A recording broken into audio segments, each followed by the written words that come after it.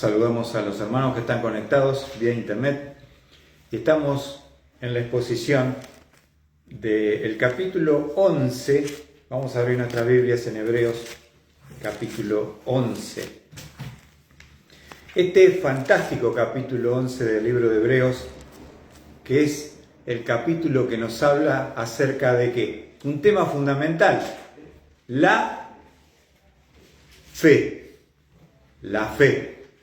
Nos habla de la fe. Buenas noches, bienvenido. Tome asiento ahí, Juan. Estamos hablando en esta hora, en esta noche, Juan, de la fe. La fe, qué importante es la fe, es fundamental para nuestra vida, para todos los aspectos. Y vamos a ver cosas grandiosas que podemos tener por la fe. Hemos hablado el domingo pasado, Hebreos 11, ¿se acuerdan? Vamos a hacer un pequeño repaso. Vimos la fe, una fe que puede ser definida. ¿Cómo definimos la fe? Es la certeza de lo que se espera, la convicción de lo que no se ve. Es la certeza de lo que se espera, la convicción de lo que no se ve. ¿Qué te parece? Certeza, confianza, convicción, ese convencimiento de algo que no veo. Y vimos también que no solamente una fe que puede ser definida, sino una fe que puede ser aceptada, porque dice versículo 2, por ella, hablando de la fe, recibieron aprobación los antiguos. Y vamos a ver en este capítulo cómo los antiguos del Antiguo Testamento pudieron ser aprobados por Dios, por esta fe. Pero también hay otra cosa con respecto a la fe, no solamente que puede ser definida, no solamente aceptada, aprobada, sino una fe que provee entendimiento en cuanto al origen del universo. ¿Cómo surgió todo, Juanchi? Nos dice versículo 3, Hebreos 11:3. Por la fe entendemos que el universo fue preparado por la palabra de Dios, de modo que lo que se ve no fue hecho de cosas visibles, de modo que lo que se ve fue hecho de cosas que no se veían, dice la versión 60. Entonces, ¿qué es lo que nos provee la fe? Nos provee, Juan, entendimiento. ¿Cómo te explicás el origen del universo? Y la fe te provee la explicación. ¿Cómo fue eso? Que fue creado por Dios por medio de su palabra. De la nada, Dios creó todo. Es la palabra que vimos en Génesis 1:1, en el principio creó, bará en hebreo, crear de la nada significa, Juan. O sea, cuando no había nada, Dios creó el universo.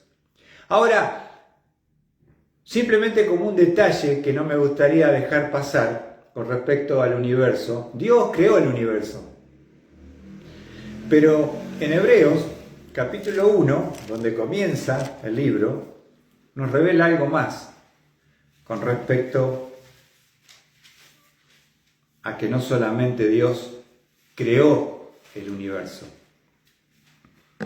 ¿Qué dice Hebreos capítulo 1, versículo 2? Dice, en estos últimos días nos ha hablado por su Hijo, a quien constituyó heredero de todas las cosas, por medio de quien hizo también el universo. ¿Quién hizo el universo? Dios a través de su Hijo, porque Jesucristo es el logos en griego de Dios. ¿Qué significa logos? Palabra. ¿Cómo hizo Dios el universo? Dijo Dios, dijo Dios, dijo Dios, dijo Dios. Entonces, el Hijo, Cristo, fue mediante él que el Padre le dio al Hijo esa maravillosa tarea de hacer el universo, lo que dice allí en el versículo 2. Al final, por medio, está hablando del Hijo, de quien hizo también el universo. Por medio de quien hizo, hermanos, el universo. Ahora, miren el versículo 3. Dice, está hablando del Hijo, Él es el resplandor de su gloria y la expresión exacta de su naturaleza. Y miren lo que dice acá. Y sostiene todas las cosas por la palabra de su poder. Sostiene todas las cosas con la palabra de su poder. ¿Qué significa esto? Que no es solamente el Dios que crea, sino el Dios que crea y sostiene, sustenta el universo con la palabra de su poder. Cuando tú miras el universo, no podemos verlo, pero un poquito con los telescopios esos poderosos, vemos un extracto de la vida en el espacio y vemos un orden. Y el hombre dice que el universo está regido por leyes. Por ejemplo, la ley de la gravedad, que atrae hacia el centro de la Tierra, ¿no? Nos atrae hacia el suelo, porque cuando fueron a la Luna, no hay gravedad ahí, ¿sabían? Se tuvieron que poner unas botas con plomo, porque si no, cuando saltaban, se iban al espacio y nunca más lo ven. Empiezan a dar vueltas y no lo agarran mal el astronauta. Ya habían estudiado el tema de la Luna en 1969 y tenían botas con plomo pesado para caminar despacito y hacían un salto 1 metro, equivalía a 6 metros en la Luna. ¿Por qué? Porque la Luna no tiene atracción de gravedad. Ahora, ¿quién crea esas leyes que sostienen el universo en un equilibrio perfecto? El Dios que crea es el Dios que sostiene con la palabra de su poder. Todo gira en perfección, en una órbita maravillosa y perfecta. Todo es así. ¿Qué te parece? Glorioso, porque podemos entender, Juanchi, necesitamos como seres humanos entender el origen de las cosas. ¿Y cómo entendemos el origen del universo? Por la fe entendemos cómo fue creado por Dios y sostenido por Él también, con la palabra de su poder. Volviendo a Hebreos, capítulo 11, hoy vamos a ver, con respecto a la fe,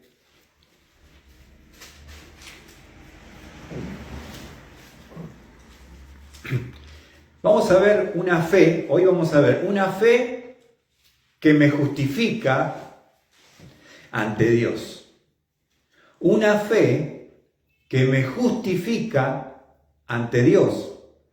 Y vamos a hablar del origen de lo que va a plantear allí Hebreos 11, versículo 4. Miren lo que dice.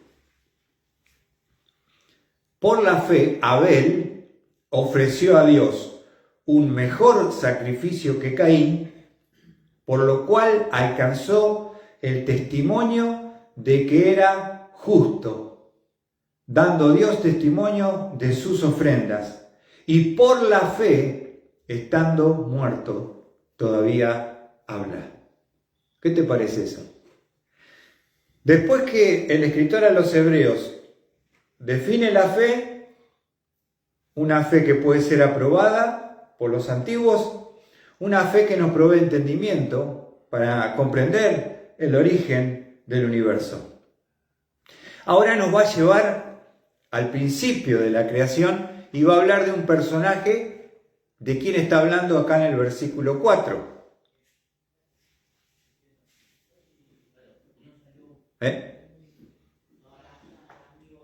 Por la fe, miren lo que está hablando ahora, Abel ofreció a Dios un mejor sacrificio que Caín. Está hablando de Abel y Caín, los dos primeros hijos que tuvieron Adán y Eva. Hasta ahí estamos bien. No son los únicos dos hijos que tuvieron, pero los que se mencionan, primero nace Caín, es el mayor, y después le nace Abel. Ahora, dice acá la palabra, por la fe, Abel ofreció a Dios un mejor sacrificio que Caín. Entonces, vamos a tener que estudiar, irnos al Génesis. Génesis es el libro de los comienzos, el origen de todo, El Génesis es para saber el origen de todo. ¿Lo tienen a Génesis ahí? Ahora, lo que va a poner ahora el escritor de los Hebreos con respecto a cuando hubo que venir delante de Dios con una ofrenda, y va a poner el ejemplo de Abel y Caín.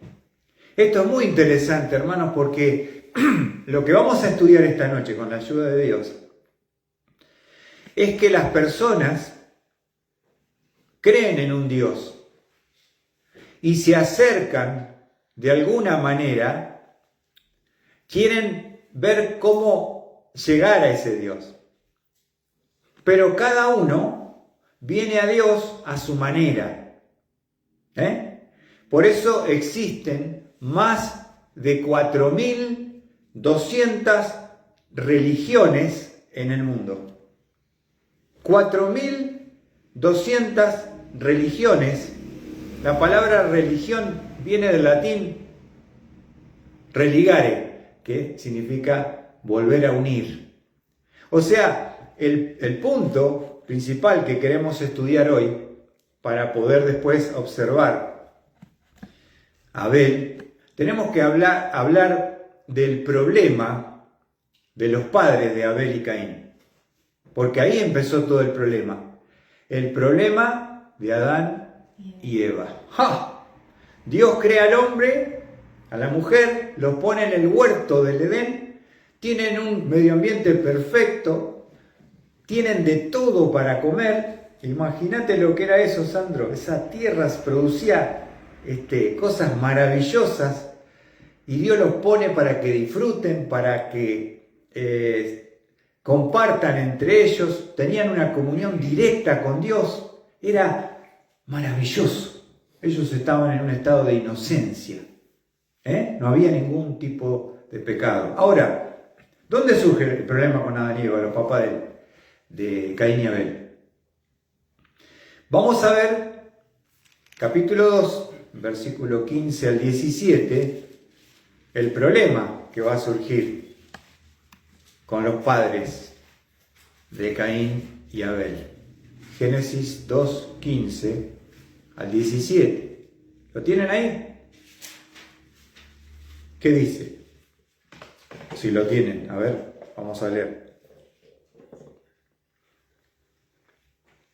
Entonces el Señor Dios tomó al hombre y lo puso en el huerto del Edén para que cultivara y lo cuidara. Un Edén, un paraíso, un huerto perfecto, maravilloso. ¿Qué tenía que hacer el hombre? Simplemente cuidar. Ahora, versículo 16. Y ordenó el Señor Dios al hombre diciendo: de todo árbol del huerto podrás comer, pero del árbol del conocimiento del bien y del mal no comerás, porque el día que de él comas, ciertamente morirás. ¿Cuántos mandamientos tenía que cumplir Adán y Eva? ¿Cuántos mandamientos?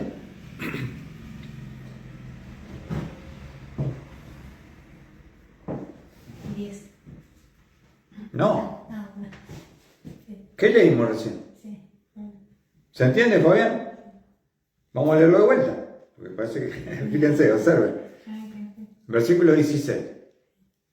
Y ordenó, acá está el mandamiento, el Señor Dios al hombre diciendo, escuchá, de todo árbol del huerto podrás comer. ¿Cuánta libertad tenía el hombre? Disfruta de todo.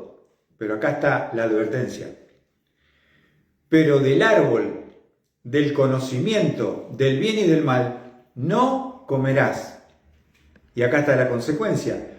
Porque el día que de él comas, ciertamente morirás. ¿Cuántos mandamientos Juan tenía el hombre? Uno. O sea, ¿era mucho? ¿Era complicado? Era un único y solo mandamiento para probar la voluntad, si le seguiría, si le obedecería el hombre voluntariamente a Dios. Algunos dicen, pero si sabía Dios que iba a desobedecer, ¿para qué le puso el árbol? Es que Dios crea hombres a su imagen y semejanza con voluntad propia. Y Dios quiere que el hombre, con esa capacidad de decisión, pueda voluntariamente decir, yo voy a obedecer a Dios, voy a respetar sus mandamientos y no voy a pecar contra Él. Entonces, fíjense que no eran muchos mandamientos, era uno solo. Y en el 3.6 vamos a ver qué pasó. Lo sabemos, pero lo vamos a leer. Cuando la mujer vio que el árbol era bueno para comer y que era agradable a los ojos y que el árbol era deseable para alcanzar sabiduría, tomó de su fruto y comió y dio también a su marido que estaba con ella y él comió. ¡Ja! Acá arranca el problema. En la desobediencia, primeramente de Eva, que la serpiente va a tener un diálogo, la va a tentar, ella va a caer ahí en la trampa y va a querer ser como Dios y va a comer. Y después que cae, viene el marido y lo agarra al pobre gaucho y le dice, mirá, todo lo que le dijo la víbora, se lo dijo una mujer ya caída, una mujer astuta. Le enrocó la víbora a ella, a su propio esposo, y el esposo también dijo, bueno, dame.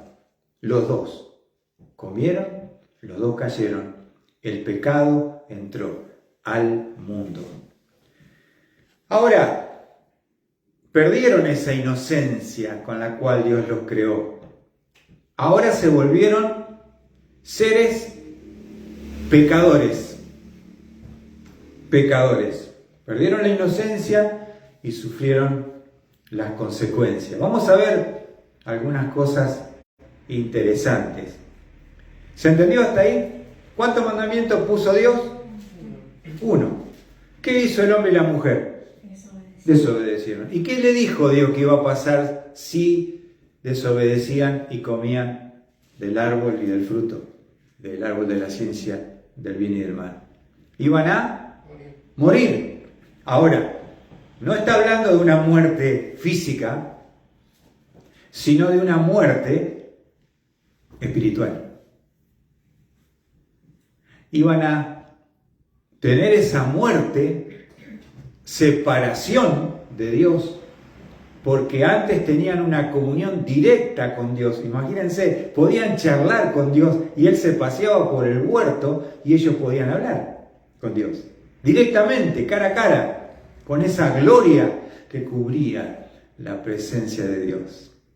Pero cuando el pecado entró al hombre, a la mujer, al hombre, entonces el versículo 7 dice, entonces fueron abiertos los ojos de ambos y conocieron que estaban desnudos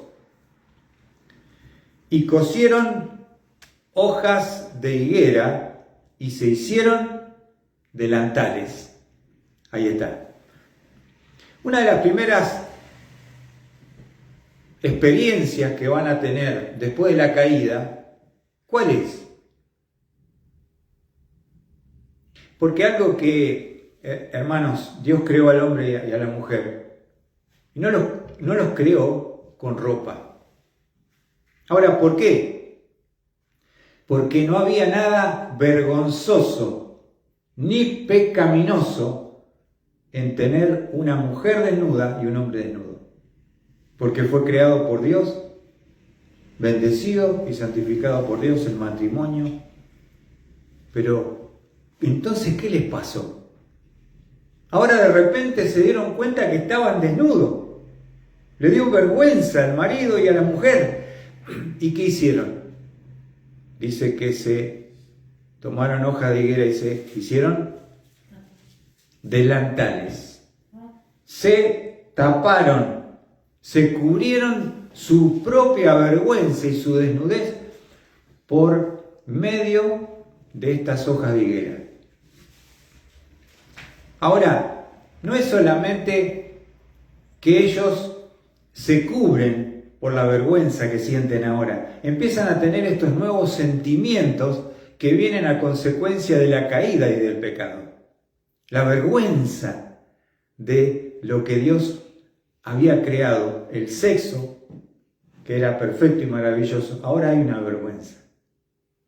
Pero más allá del delantal que ellos hicieron, es como en cierta manera ellos quisieron cubrirse de su pecado y su caída y hacer algo para taparse por sí mismos, ¿se entiende?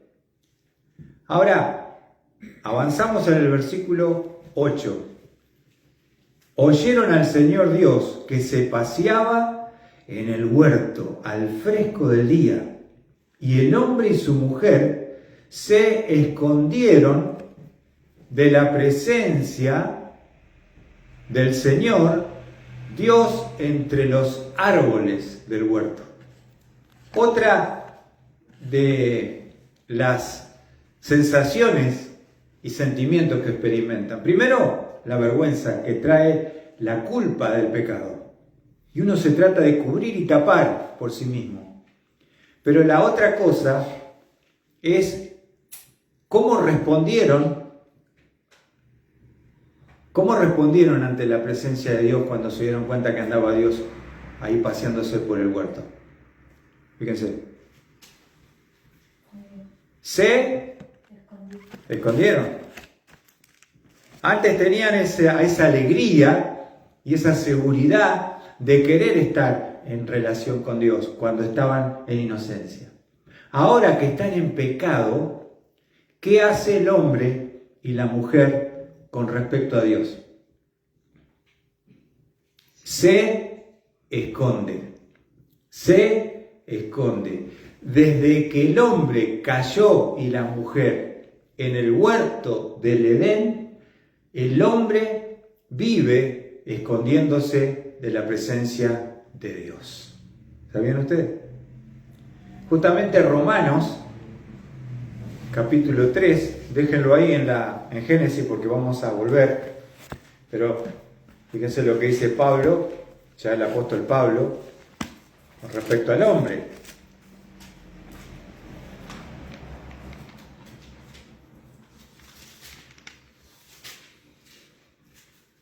Romanos capítulo 3, versículo 11, ¿qué dice? No hay quien entienda, no hay quien busque a Dios. Romanos 3, 11, lo vuelvo a leer. No hay quien entienda. Observáis y marcá. No hay quien busque a quién. Lore. Si no, escuchalo no. Mira, no hay quien entienda. No hay quien busque a Dios. ¿Viste? Y esto es una realidad. Dios, desde la caída en el Edén, comienza buscando al hombre. Y el hombre, por su propio pecado y naturaleza, siempre va a ir huyendo, escapando. ¿Viste? Cuando hiciste algo malo, ¿viste? Y anda la policía, no te agarra como una cosita así. ¿Viste por qué? Pues sí, hay algo que te acusa, la conciencia, la culpa, y entonces uno, la naturaleza humana, ¿sabes? La naturaleza humana, ¿a qué te va a llevar siempre? A huir y esconderte de la presencia de Dios. Vamos a volver entonces a Génesis. Nuevos sentimientos, nuevas cosas que van surgiendo. Dice allí, versículo 8, oyeron al Señor Dios que se paseaba en el huerto al fresco del día, y el hombre y su mujer se escondieron de la presencia del Señor Dios entre los árboles del huerto. Se quisieron tapar a sí mismos con ese delantal de hojas de higuera y se escondieron de la presencia de Dios. Eso es lo que produce el pecado y produjo en ellos y en el hombre hoy esa misma actitud del hombre pecador que no busca a Dios y que se esconde y se trata de tapar de su pecado, justificarse por obras a sí mismo. Ahora, vamos a este diálogo. Ahora fíjate que Dios, lo primero que tenemos que entender, hermanos, es que Dios busca y llama al hombre que está en pecado y que está escondido por miedo. Mirá lo que dice allí. Versículo 9. Y el Señor Dios llamó al hombre y le dijo, ¿dónde estás? ¿Qué hace Dios con el hombre que huye? Dios lo busca.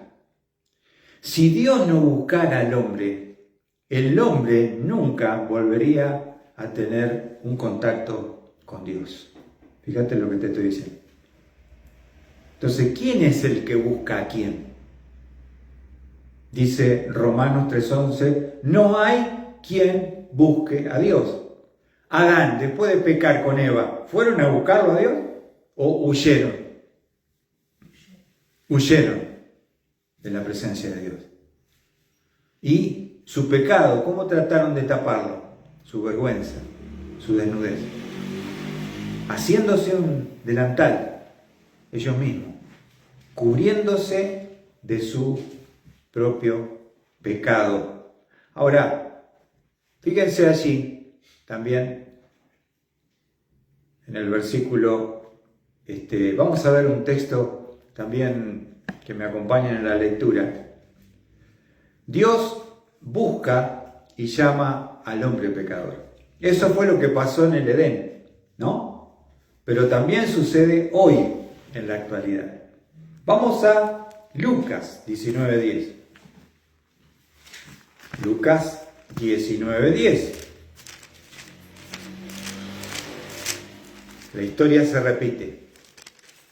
Ahora viene Cristo a la tierra. Mateo, Marcos, Lucas 19, versículo 10. ¿Lo tienen allí? Miren lo que dice este texto maravilloso. Se lo leo. Lucas 19:10. Porque el Hijo del Hombre ha venido a buscar y a salvar lo que se había perdido. ¿Escucharon bien? Lo vuelvo a leer. Porque el Hijo del Hombre, ¿qué vino a hacer? Vino a buscar. ¿Quién es el que busca? El hombre huye, Dios es el que busca. ¿Busca qué? Y salvar, porque está perdido. Dice, vino a buscar y a salvar lo que se había perdido. ¿Sabés que yo estoy acá? No porque un día me puse a buscar a Dios, sino porque Dios me buscó. En mi pecado, en mi vergüenza, en mi espalda que le di a Dios, me vino a buscar. Él me vino a buscar. Él me vino a salvar. Siempre la iniciativa la toma Dios con respecto a la salvación y al hombre que está en pecado, huyendo, perdido. ¿Se entiende? Si leemos otro texto, fíjense en Lucas, seguimos ahí, en la parábola del hijo pródigo. ¿Se acuerdan de aquel hijo que pidió la parte de los bienes, se lo gastó, viviendo perdidamente hasta que terminó deseando la comida de los cerdos?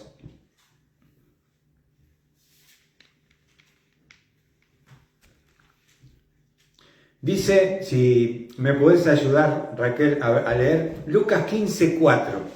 Observen, lo juzgaban a Cristo porque él andaba con los pecadores, ¿viste?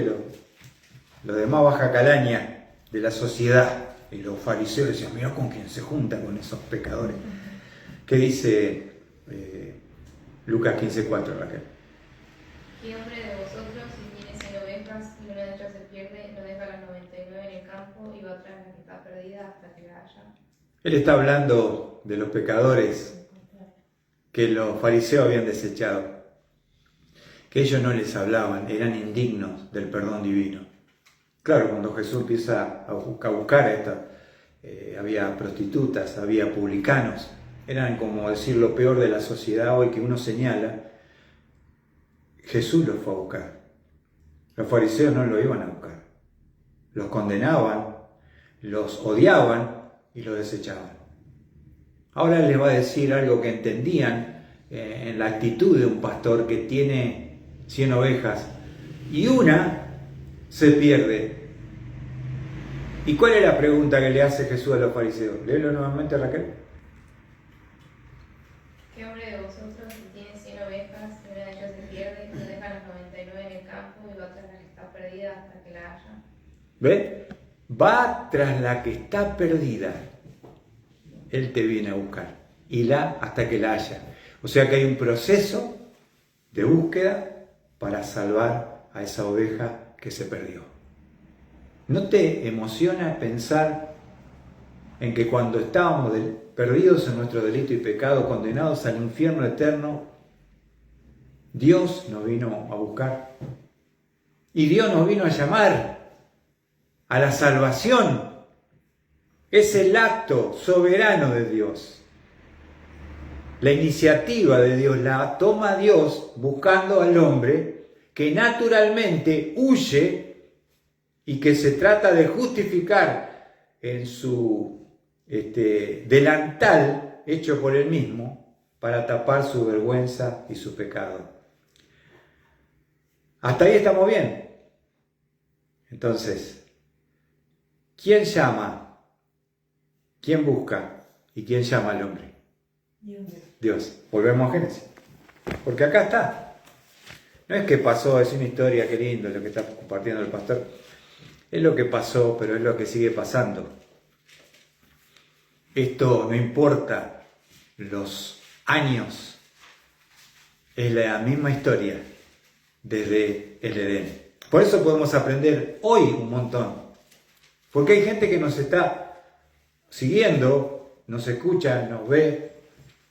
Y también están tal vez diciendo, che, ¿cómo hacemos? Y por eso es importante ver el origen de la caída y cómo Dios solucionó el problema. Pero acuérdense que cuando el hombre huye, Dios lo busca. Cuando el hombre se esconde, Dios lo llama. Ahora, miren lo que dice, volviendo a Génesis capítulo 3. Él le dice, ¿dónde estás? Al hombre, ¿dónde estás tú? Y él respondió, el hombre caído, te oí en el huerto y tuve miedo porque estaba desnudo y me escondí. Está contándole a Dios cosas que antes no había experimentado jamás. Siento vergüenza, tengo miedo y huyo de ti. Por eso estoy escapando. Pero si Dios no lo vino a buscar y no lo llama, Adán sigue por esa arboleda interminable huyendo de Dios, perdido y condenado al infierno. Gloria a Dios, porque Dios siempre llama, Dios busca, Dios llama al hombre, como lo hizo con Adán. Ahora, otra cosa interesante, el miedo, porque él siente vergüenza por su desnudez y se esconde. Ahora, fíjense en el versículo 11 la pregunta de Dios. Y Dios le dijo, ¿quién te ha hecho saber que estaba desnudo? ¿Has comido del árbol del cual te mandé que no comieras? Acá lo confronta y le da una oportunidad al hombre que sea sincero. ¿Cuál sería la respuesta, Fabián?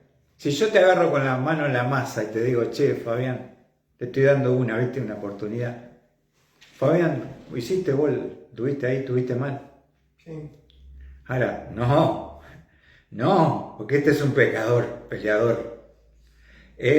La pregunta de Dios fue directa. ¿Vos comiste de lo que yo te mandé que no comiera el único mandamiento del árbol? Mira la respuesta dada. Y el hombre respondió, la mujer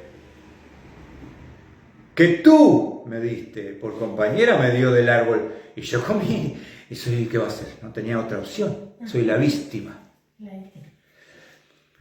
En primer lugar, comienza la justificación del pecado y la desobediencia. Ese es el hombre. Justificando por qué actúa de mala manera. ¿Vieron que cuando hace poquito un chico de 15 años fue al colegio con una escopeta y mató a un compañero? Y yo escuchaba a los periodistas, estamos tan vacunados por lo que el diablo nos quiere meter, que dice, pero andás a ver, pobre muchacho, que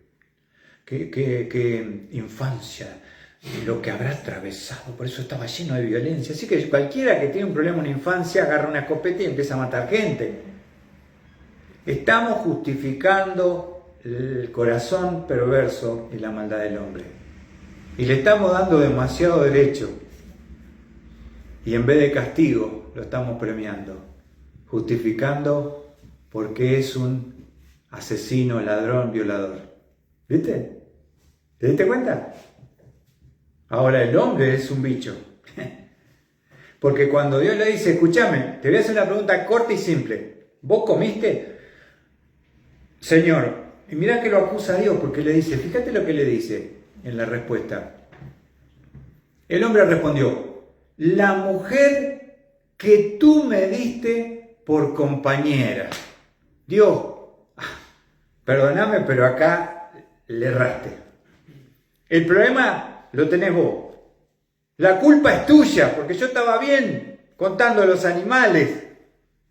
Hasta que vos me hiciste dormir una siesta y de mi costilla tomaste, hiciste la mujer más hermosa y espléndida que ha pisado esta tierra y se la trajo al hombre para que lo acompañe y sea su ayuda idónea. Y ahora le dice, Dios, vos. Primero culpa a Dios, porque ¿quién le dio a la mujer? Dios. Pero después la culpa a la mujer, porque dice, la mujer que tú me diste por compañera me dio del árbol y yo la víctima, ¿qué dice? Comí. Dios entendeme lo que te estoy explicando. Se está justificando, se está excusando. Y una cosa, aunque somos creyentes, nosotros seguimos actuando de esta forma. Porque siempre que uno le pregunta algo a alguien, te dice, sí, lo que pasa que no, pastor, o surgió, no, pasa que... No, la verdad estuve mal, no fallé, me equivoqué. ¿Cómo cuesta, no? ¿Tuviste mal? No, lo que pasa, usted no sabe el día que... Justifiquemos todo, hermano. Y sigamos siendo como somos. No, pasa que yo tengo mi carácter, ¿viste? Yo me explota y... porque, no, soy italiano. O sea, así claro, vos explotás en ira, sos un descontrolado y te justificás por los genes, por los parientes, por la sociedad que me ha hecho así. ¿Ven? Entonces dejemos, fíjense, como hizo el hombre, de justificar nuestro pecado y desobediencia. Dios le está dando una oportunidad. Escúchame, Adán, vos estas cosas que estás haciendo no las hacías antes.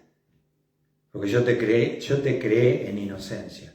Y ahora te has vuelto un vil y perverso pecador.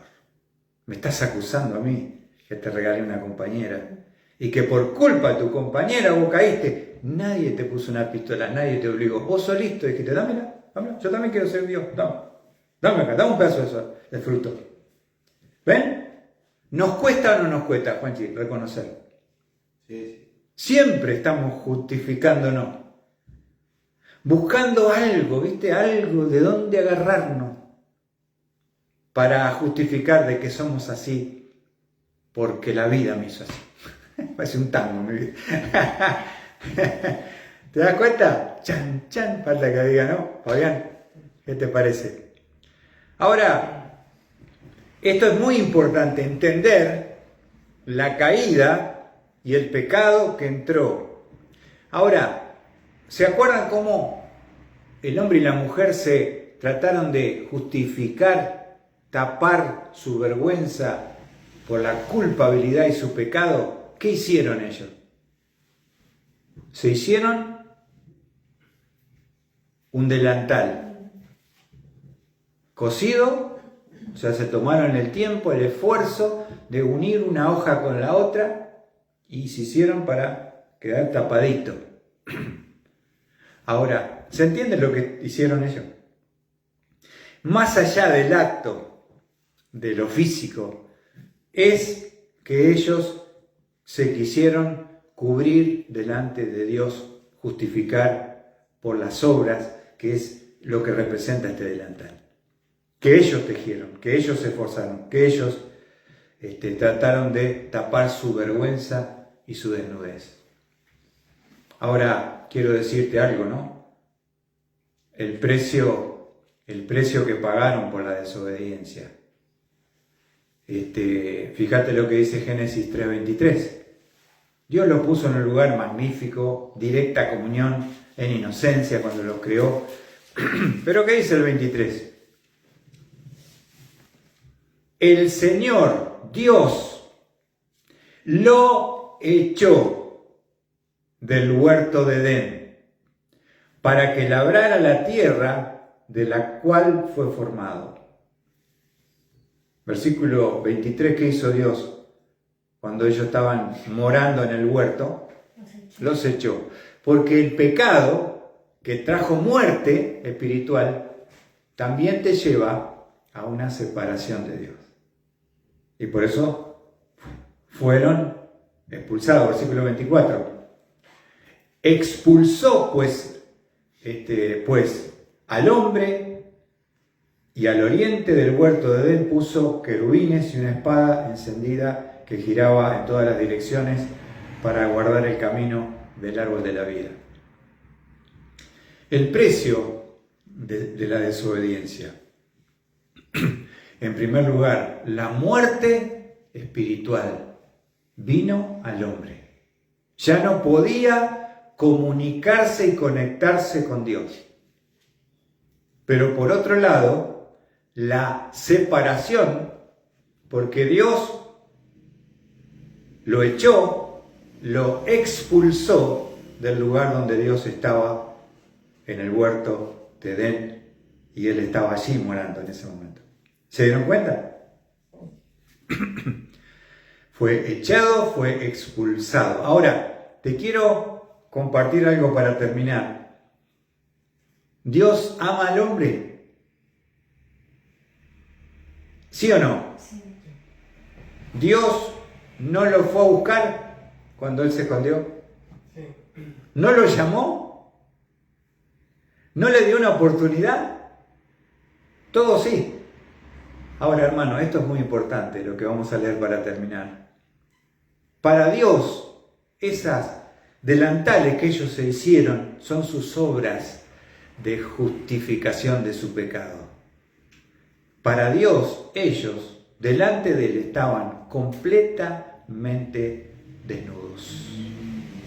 Pero no de lo físico, porque no había nada vergonzoso para Dios ver a su criatura que él hizo, por el tema de su sexo, digamos, de su sexualidad. El tema era su alma, pecadora, desnuda, sin justificación. Entonces, ¿qué hizo Dios? Versículo 21.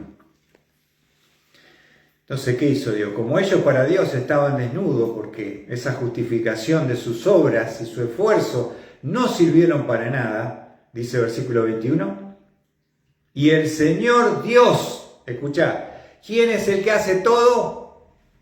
Dios te busca, Dios te llama, Dios te justifica.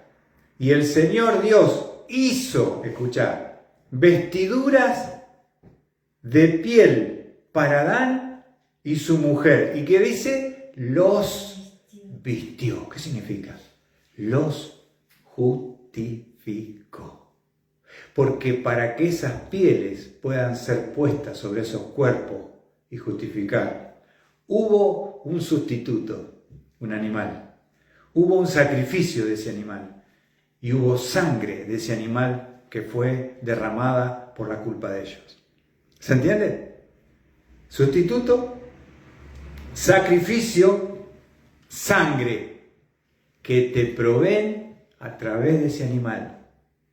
Un cordero te provee justificación a través de la entrega de ese animal inocente que ocupa tu lugar, que es sacrificado, castigado, por decirlo así, y su sangre derramada es lo que puede cubrir tus pecados. De esa manera Dios te dice, bueno, ahora, antes que yo te eche, fíjense que esto pasó antes que lo saque del huerto. ¿Sabes lo que Dios le dice? Yo soy el que te justifica. Primero yo te busqué, segundo yo te llamé, tercero yo te vestí, te justifiqué. Les mostró, no solamente le resolvió su problema Dios a través de un animal inocente, sacrificado y sangre, sino la manera única como el hombre pecador, en este caso Adán y Eva, podrían acercarse nuevamente vestidos ante la presencia de Dios. ¿Se entiende? No solamente resolvió un problema de ese momento, sino les marcó el único camino establecido por Dios para llegar a Dios.